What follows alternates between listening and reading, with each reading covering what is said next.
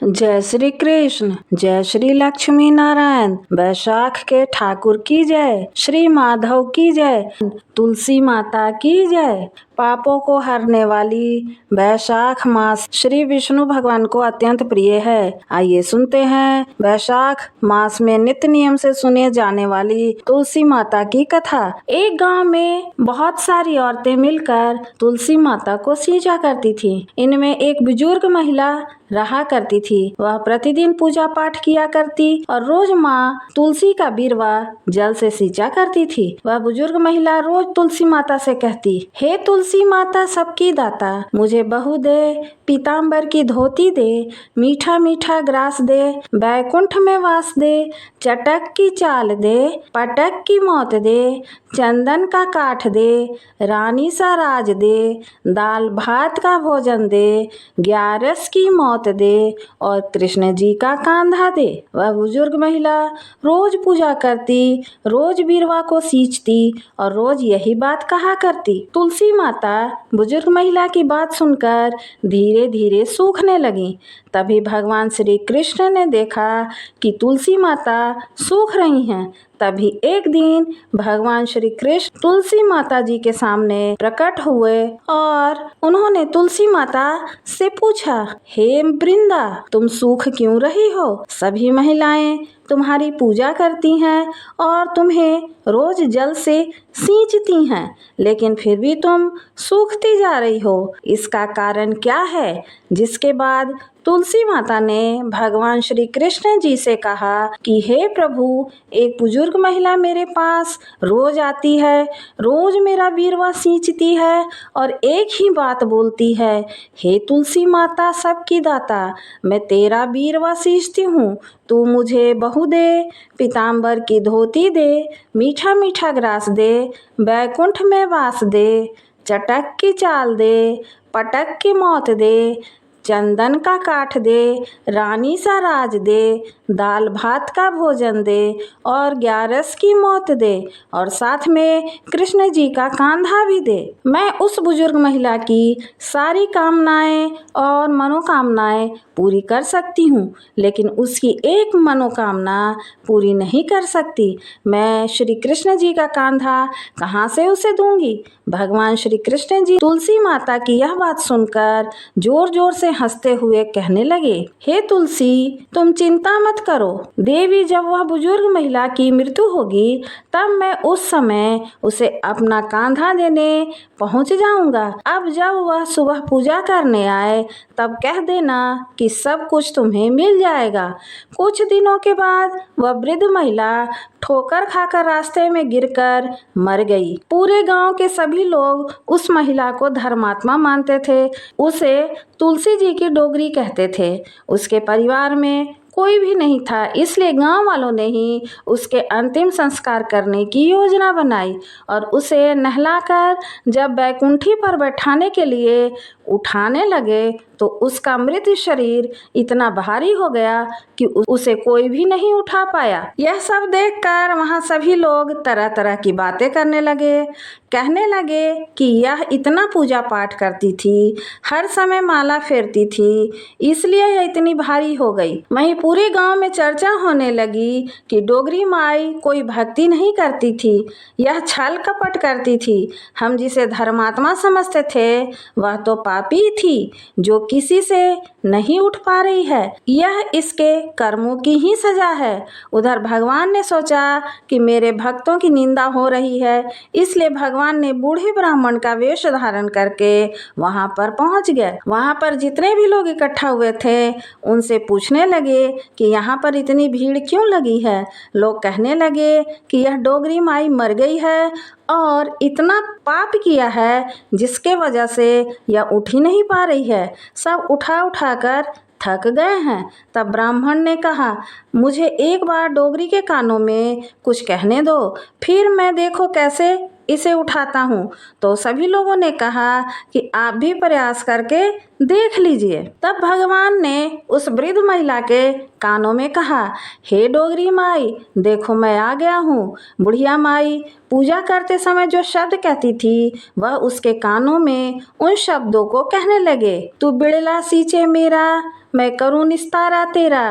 डोगरी माई बहू ले, बेटी ले, पोता ले, लड्डू ले, पीताम्बर की धोती ले, गहना ले, घी का घड़ा ले, मीठा मीठा खीर ले, खीर और पूरी दाल भात का भोजन ले, धन दौलत ले, बेटा पोता ले, बेटा पोता को काम ले, तुलसी का पत्ता ले, मुंह में गंगा जल ले, 11 को दिन ले, श्री कृष्ण जी का कांधा ले। इतना सुनते ही डोगरी माई हल्की हो गई। भगवान ने बोला, जाओ और इसको उठाओ।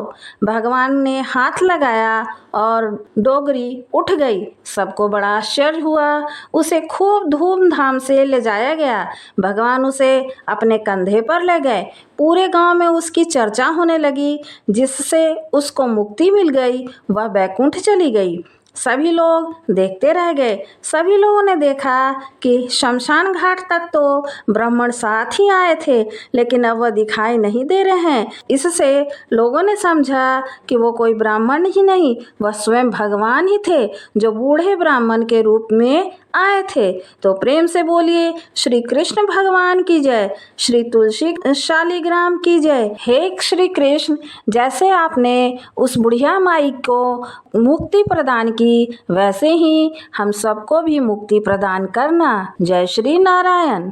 सावर्णी मुनि की पुत्री तुलसी अपूर्व सुंदरी थी। उनकी इच्छा थी कि उनका विवाह भगवान नारायण के साथ हो। इसके लिए उन्होंने नारायण पर्वत की घाटी में स्थित बद्री वन में घोर तपस्या की। दीर्घ काल तक तपस्या के उपरांत ब्रह्मा जी ने प्रसन्न होकर दर्शन दिए और वर मांगने को कहा। तुलसी जी ने कहा, सृष्टिकर्ता ब्रह्मदेव, आप अंतर्यामी हैं, सबके मन की बात को जानते हैं। फिर भी मैं अपनी इच्छा आपको बताती हूँ। मैं चाहती हूँ कि भगवान श्री नारायण मुझे पति के रूप में मिले।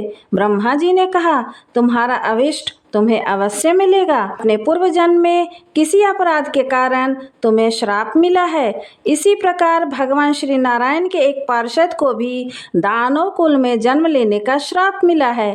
दानव कुल में जन्म लेने के बाद भी उसमें नारायण का अंश विद्यमान रहेगा। इसलिए इस जन्म में पूर्व जन्म के पाप के शमन के लिए संपूर्ण नारायण तो नहीं, नारायण के अंश से युक्त दानव कुल जन्म में उस श्रापग्रस्त पार्षद से तुम्हारा विवाह होगा। श्राप मुक्त होने पर भगवान श्री नारायण सदा सर्वदा के लिए तुम्हारे पति हो जाएंगे। तुलसी जी ने ब्रह्मा के इस वर को स्वीकार किया, क्योंकि मानव कुल में जन्म के कारण उसे मायावी भोग तो भोगना ही था। तुलसी बद्री वन में ही रहने लगी। नारायण का वह पार्षद दानव कुल में शंखचूड़ के नाम से पैदा हुआ। कुछ दिनों के बाद वह भ्रमण करता हुआ बद्रीवन में आया। यहाँ तुलसी को देखते ही वह उस पर मुग्ध हो गया। तुलसी जी के सामने उसने अपने विवाह का प्रस्ताव रखा। इतने में ही ब्रह्मा जी भी आ गए और तुलसी से कहा, तुलसी, शंखचूर्ण को देखो, कैसा देवोपम इसका स्वरूप है। दानव कुल में जन्म लेने के बाद भी लगता है जैसे इसके शरीर में नारायण का वास हो। तुम प्रस्ताव को सहर्ष स्वीकार कर लो। तुलसी को भी लगा कि उसकी तपस्या पूर्ण हुई, उसे इच्छित फल मिला। शंखचूर्ण से उसका गंधर्व विवाह हो गया और वह शंखचूर्ण के साथ उसके महल में पत्नी बनकर आ गई। शंखचूर्ण ने अपनी परम सुंदरी सती साध्वी पत्नी तुलसी के साथ बहुत दिनों तक राज्य किया। उसने अपने राज्य का इतना विस्तार किया कि देवलोक तक उसके अधिकार में आ गया। स्वर्ग का सुख भोगने वाले देवताओं की दशा भिखारियों जैसी हो गई। शंखचूर्ण किसी को भी कष्ट नहीं देता था, पर अधिकार और राज्य छिन जाने से देवता मिलकर ब्रह्मा जी के साथ शिव जी की सभा में गए तथा अपनी विपत्ति सुनाई। ब्रह्मा जी ने कहा, तुलसी परम साध्वी है, उसका विवाह शंखचूर्ण से मैंने ही कराया था। शंखचूर्ण को तब तक नहीं हराया या मारा जा सकता जब तक तुलसी को न छला जाए। विष्णु जी ने कहा, शंखचूर्ण पूर्व जन्म में मेरा पार्षद था। श्राप के कारण उसे दैत्य कुल में जन्म लेना पड़ा। इस जन्म में भी मेरा अंश उसमें व्याप्त है। साथ ही तुलसी के पति व्रत धर्म से वह अजय है। फिर देवताओं की सहमति से भगवान शिव ने शंखचूर्ण के पास संदेश भेजा, या तो देवताओं का राज लौटा दे या फिर उनसे युद्ध करे। शंखचूर्ण भगवान शिव के पास पहुंचा। उसने कहा, देवादिदेव, आपके लिए देवताओं का पक्ष लेना उचित नहीं है। राज्य बढ़ाना हर राजा का कर्तव्य है। मैंने किसी को दुखी नहीं किया। देवताओं से कहिए वे मेरी प्रजा होकर रहें। मैंने आपका भी कोई अपकार नहीं किया है। हमारा आपका युद्ध शोभा नहीं देता। अगर आप हार गए तो बड़ी लज्जा की बात होगी। मैं हार गया तो आपकी कीर्ति बहुत अधिक नहीं बढ़ेगी। भगवान शंकर हंसने लगे। वे तो सब रहस्य समझते थे। तुलसी और शंखचूड़ के पूर्व जन्म के श्राप की अवधि लगभग पूरी हो चुकी थी। शिव जी बोले, इसमें कीर्ति और लज्जा की बात नहीं है। तुम देवों का राज लौटाकर उन्हें उनके पद पर प्रतिष्ठित होने दो। युद्ध से बचने का यही एक उपाय है। शंखचूड़ ने कहा, मैंने युद्ध के बल पर देवलोक जीता है। कोई उसे युद्ध द्वारा ही वापस ले सकता है। यह मेरा अंतिम उत्तर है। अब मैं जा रहा हूँ। ऐसा कहकर शंखचूड़ चला गया। उसने अपनी पत्नी तुलसी को सारी बात बताई और कहा, कर्म भोग सब काल सूत्र में बंधा है। जीवन में हर्ष, शोक, भय, सुख, दुख, मंगल, अमंगल काल के अधीन है। हम तो केवल निमित्त मात्र हैं। संभव है भगवान शिव देवों का पक्ष लेकर मुझसे युद्ध करें। तुम चिंता मत करना। तुम्हारा सती तेज मेरी रक्षा करेगा। दूसरे दिन भगवान शंकर के नेतृत्व में देवताओं ने युद्ध छेड़ दिया। शंखचूड़ ने भीषण बाणों की वर्षा कर उनका वेग रोका। उसके प्रभार से देवता डगमगाने लगे। उसने दानवी शक्ति का प्रयोग करके मायावी युद्ध आरंभ किया। युद्ध स्थल पर वह किसी को दिखाई नहीं देता था, पर उसके अस्त्र शस्त्र प्रहार कर देवों को घायल कर रहे थे। देवगण अपने अस्त्र शस्त्र चलाएं तो किस पर चलाएं, क्योंकि कोई शत्रु सामने था ही नहीं। कई दिनों तक इस तरह भयंकर युद्ध चला।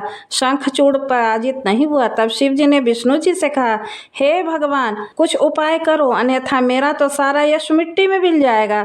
भगवान विष्णु ने सोचा, बल से तो शंखचूड़ को हराया नहीं जा सकता, इसलिए छल का सहारा लेना होगा। उन्होंने तुरंत अपना स्वरूप शंखचूड़ जैसा बनाया और अस्त्र शस्त्र से सज्जित होकर तुलसी के पास आए। बोले, हे प्रिय, मैं युद्ध जीत गया हूँ। सारे देवता भगवान शंकर समेत हार गए हैं। इस खुशी में आओ मैं तुम्हें अंग से लगा लूं। पति को प्रत्यक्ष खड़ा देख तथा विजय का समाचार सुनकर वह दौड़कर मायावी शंखचूड़ के गले से लिपट गई। इस प्रकार पति पत्नी दोनों ने आलिंगन हो खूब खुशी मनाई। पर पुरुष के साथ इस प्रकार का व्यवहार से उसका सती तेज नष्ट हो गया। उसका सती तेज जो शंखचूड़ के कवच के रूप में रक्षा कर रहा था, वह कवच नष्ट हो गया। शंखचूड़ शक्तिहीन हो गया। यह जानते ही भगवान शंकर ने अपने त्रिशूल के प्रहार से शंखचूड़ को जलाकर भस्म कर दिया। शंखचूड़ की मृत्यु को जानकर विष्णु जी अपने असली रूप में आ गए। अपने सामने अपने पति शंखचूड़ के स्थान पर भगवान विष्णु को खड़ा हुआ देख तुलसी बहुत विस्मित हुई। उनको पता लग गया स्वयं नारायण ने उनके साथ छल किया है। क्रोध में आकर तुलसी ने भगवान विष्णु को श्राप दिया कि एक सती का सतीत्व भंग करने के अपराध में मैं तुम्हें हृदयहीन पत्थर होने का श्राप देती हूँ। विष्णु ने तुलसी के श्राप को शिरोधार्य कर कहा, देवी, तुम्हारे तथा शंखचूड़ के कल्याण के लिए मुझे ऐसा करना पड़ा। तुम दोनों को श्राप मुक्त करना था। तुम भी अब शरीर का त्याग कर तुलसी विरवा के रूप में जन्म लोगी और मेरी पूजा तुलसी दल से होगी। मैं शालिग्राम पत्थर बनूंगा। मेरे शीश पर तुम आदर से विराजित होगी। तुम्हारे पति की हड्डियों से शंख की उत्पत्ति होगी। उस शंख ध्वनि से देवताओं तथा मेरी पूजा आराधना हुआ करेगी। जहाँ शंख की ध्वनि होगी वहाँ मंगल में मैं विराजमान रहूंगा। तुमने पूर्व में बद्रीवन में मुझे पाने के लिए बड़ी तपस्या की थी। अब मैं अगले जन्म में नारायण प्रशस्तर के रूप में बद्रीवन में स्थापित होऊंगा और मेरी पूजा अर्चना फल फूल से ना होकर तुलसी दल से होगी। मेरे शीश पर विराजमान होकर तुम मुझसे भी ऊंचा पद प्राप्त करोगी। श्री तुलसी शालिग्राम भगवान की जय। श्री बद्रीनाथ भगवान